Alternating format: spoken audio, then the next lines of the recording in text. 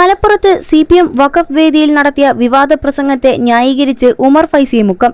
തനിക്കെതിരായ തെറ്റായ പ്രചാരണം വിശദീകരിക്കാനാണ് പരിപാടിയിൽ പങ്കെടുത്തതെന്നും വഖഫ് ബോർഡുമായി ബന്ധപ്പെട്ട വിഷയങ്ങളാണ് സംസാരിച്ചതെന്നും അമുസ്ലിം അംഗങ്ങളിലൂടെ RSSുകാർ വഖഫ് ബോർഡിൽ എത്താമെന്നാണ് താൻ പറഞ്ഞതെന്നും ഉമർ ഫൈസി പറഞ്ഞു.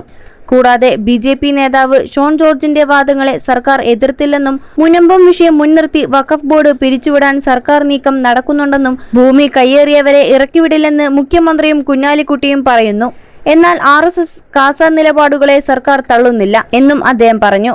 ഉമർ ഫൈസിക്കെതിരെ സംസ്ഥയിലെ ഒരു വിഭാഗം പരാതി നൽകിയിരുന്നു. ഉമർ ഫൈസിയുടെ വാദം ഇങ്ങനെ: CPM മലപ്പുറത്ത് നടത്തിയ വഖഫ് സെമിനാറിലെ എന്റെ പ്രസംഗത്തിന്റെ പേരിൽ എനിക്കെതിരെ നടപടി ആവശ്യപ്പെട്ടവർ ഉന്നയിച്ച ആരോപണങ്ങൾ വാസ്തവവിരുദ്ധവും അടിസ്ഥാനരഹിതവുമാണ്.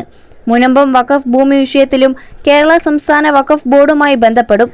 വഖഫ് ബോർഡ് അംഗമായ എനിക്കെതിരെയും നടക്കുന്ന തെറ്റായ പ്രചാരണങ്ങളുടെ യഥാർത്ഥ വസ്തുതകൾ സമൂഹത്തെ ബോധ്യപ്പെടുത്തേണ്ടത് വഖഫ് ബോർഡ് അംഗമെന്ന നിലയിൽ എന്റെ ബാധ്യത കൂടിയായതുകൊണ്ടാണ് പ്രസ്തുത പരിപാടിയിൽ ഞാൻ സംബന്ധിച്ചത്. പ്രസ്തുത സെമിനാറിൽ മുൻ Hajj committee chairman C. Muhammad Faizy ഉൾപ്പെടെ വിവിധ സംഘടനാ പ്രതിനിധികളും സംബന്ധിച്ചിരുന്നു.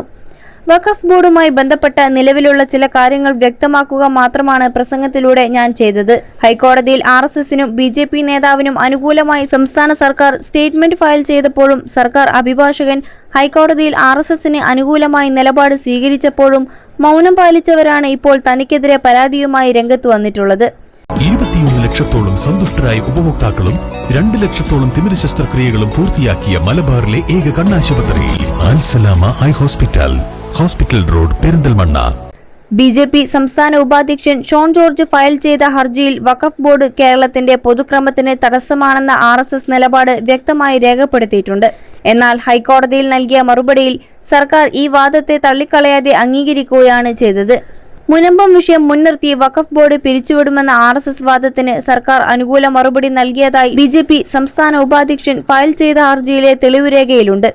മുനമ്പത്തെ വഖഫ് ഭൂമി കയ്യേറിയവരെ ഇറക്കിവിടില്ലെന്ന് VT സതീശൻ ഉറപ്പു നൽകിയതായും മുസ്ലിം ലീഗ് ദേശീയ ജനറൽ സെക്രട്ടറി PK കുഞ്ഞാലിക്കുട്ടിക്കും ഇതേ നിലപാടാണെന്നും BJP സംസ്ഥാന ഉപാധ്യക്ഷൻ ഫയൽ ചെയ്ത ഹർജിയിലെ തെളിവുരേഖയിലുണ്ട്. RSSന്റെയും കാസയുടെയും നിലപാടുകളെ തള്ളിക്കളയാതെ പൂർണ്ണമായി അംഗീകരിക്കുന്ന രീതിയിലാണ് സർക്കാർ ഹൈക്കോടതിയിൽ സ്റ്റേറ്റ്മെന്റ് ഫയൽ ചെയ്തത്.